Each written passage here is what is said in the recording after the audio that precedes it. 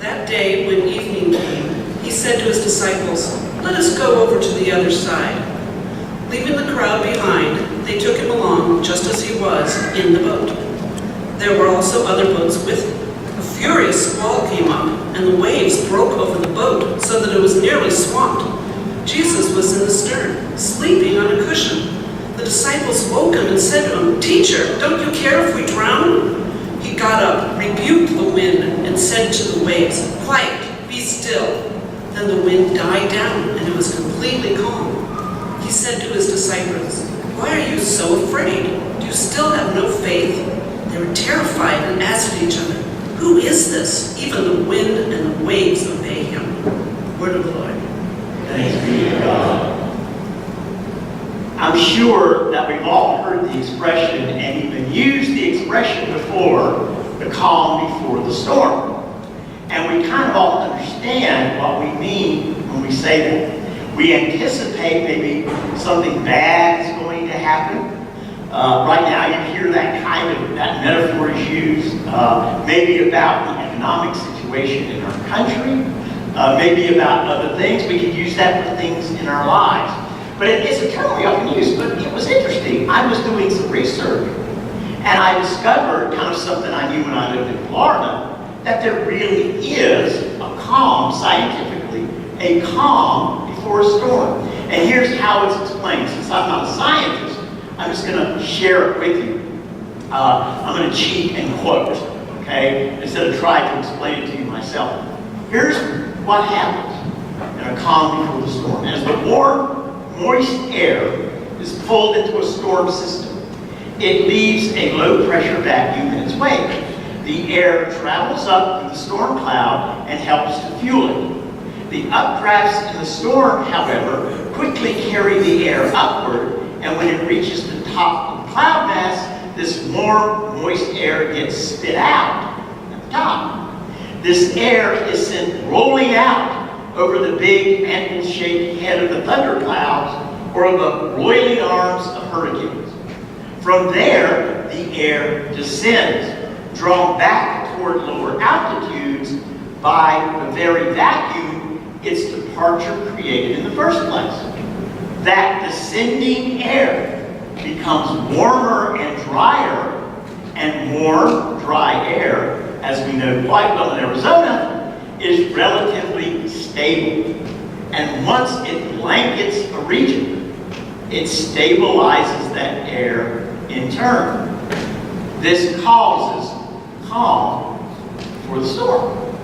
So there really is a calm before the storm. And one of the amazing things that Amy and I learned when we lived through the hurricanes in Florida is that not only did you know a storm was coming by the calm that you were feeling, the feeling just the way the air felt, but when the storm left, the hurricane went through and went usually northward, you had the most beautiful weather you could imagine, because the hurricane pulled all the moisture with it north. And even in midsummer, we actually had dry air in Florida, which we consider quite a miracle, believe me. And it was just beautiful. So there was a calm after the storm.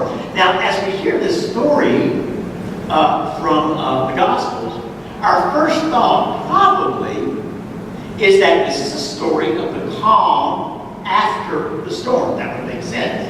They were in the boat, they were frightened, Jesus wakes up, they wake him up, and he calms the water, and then the water comes, and calms the water. We're going to learn from that. But I think there's something else going on in this story. I remember when I was in seminary, I have not forgotten this, and we studied this story.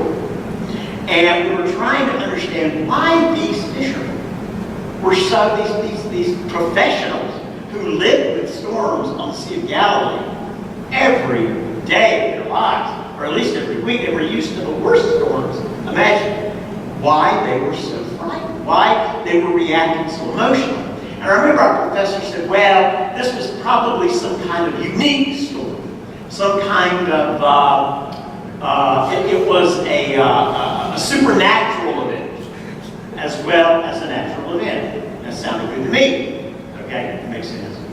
Then I began to think about it. I began to think about this story. And I think there's something else going on here. Something else going on. I think the story is more relevant to the calm before the storm than the calm after the storm. Now, what do I mean by that? Well, these were people who had committed their lives to following Christ and who absolutely were convinced, for good reasons, that Jesus was the Messiah. And they had every reason to believe that. They had seen him do amazing things.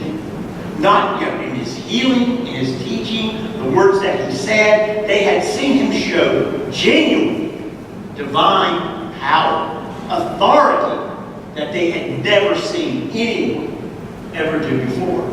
So, if you attach your life to the Messiah, you expect your life to have calm waters.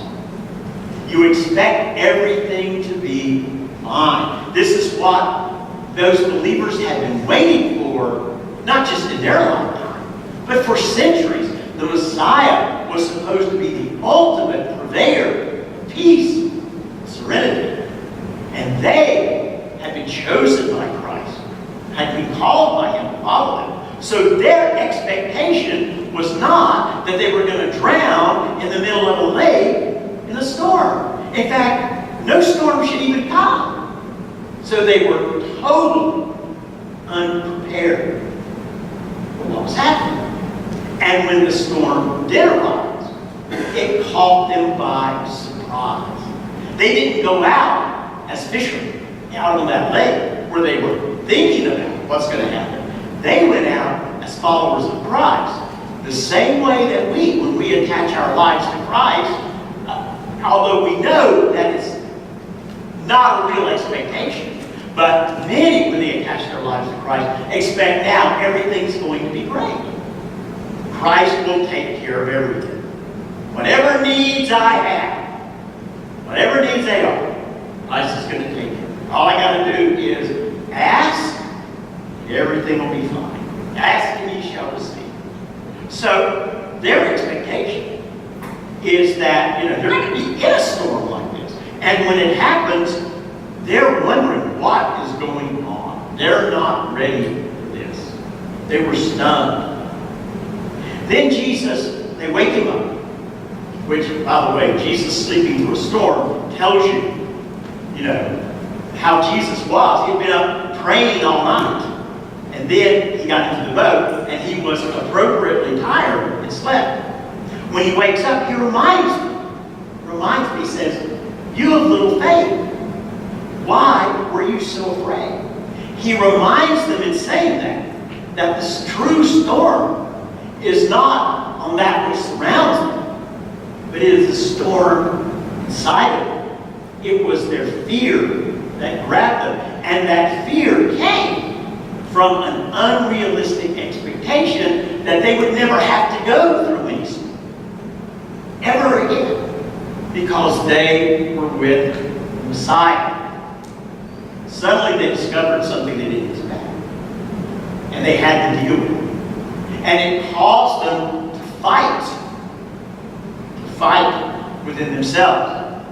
And Jesus told them, you are going to have this fight inside of yourselves. And in order to win this fight, you're going to have faith. I found this great Native American folktale, which to me really restates this story, or the meaning of this story, so well. It's the story of a father talking to a son. Or actually, it's not a father necessarily talking to a son. It could be an older man talking to a young man. This is what the older man says to his son. "A fight is going on inside of me," said an old man to his son. "It is a terrible fight between two wolves. One wolf is evil. He is anger, envy, sorrow, regret, greed, arrogance, self-pity, guilt, resentment, inferiority, lies, false pride, superiority, and ego." It's one wolf. The other wolf that's fighting is good. He is joy, peace, love, hope, serenity, humility, kindness, benevolence, empathy, generosity, truth, compassion, faith. And then the old man said to his son, and that same fight, my son, is going on inside of you. The son heard this and he thought for a minute. And then he asked, which wolf will win? Father, which wolf will win? To which the father replied, the one you feed. The one you feed. It says something, doesn't it? Because indeed we do have those two sides fighting in us. We can feed the storm, or we can feed calm. Faith is the food that we feed calm. And I love this story because it points to what we're doing here at this table. We are here to feed the one, the wolf, the one of joy and peace and love and hope, to win that fight within us, to overwhelm the terrible storms that tear us apart, that come between us and our loved ones, and that come between us and God. It is not the storms of nature that sink us, but it is the storms that we create in our own hearts. That's what drowns us. That's what we have to fight. The disciples had to have the faith to know that their lives, though may not be perfect, that Christ would calm those storms through their faith in Him, even though the storm was there. Their faith in Him would calm. And so we come to feed ourselves here this morning. We feed ourselves with serenity, with peace. We replace fear with faith, anxiety with hope, self-concern, care for others. We are here to feed our hearts with love. One of the most tormented souls that I ever read about in my life, in my studies, was Vincent Van Gogh, the artist. He very eloquent when he wrote, but he was just a tormented person, and he knew it. And this is something that he wrote toward the end of his life. And of course, this was after he had done extreme things, like cut off a part of his ear and just done some very strange things. This is what he wrote. What am I in the eyes of most people? A non-entity, an eccentric, or an unpleasant person. Somebody who has no position in society and will never have. In short, the lowest of the low. All right then, even if that were absolutely true, then I should one day like to show by my work what such an eccentric, what such a nobody has inside of his heart. That is my ambition, based less on resentment than on love, in spite of everything, based more on a feeling of serenity than on passion. Though I am often in the depths of misery, there is still calmness, pure harmony, and music inside me. Amen.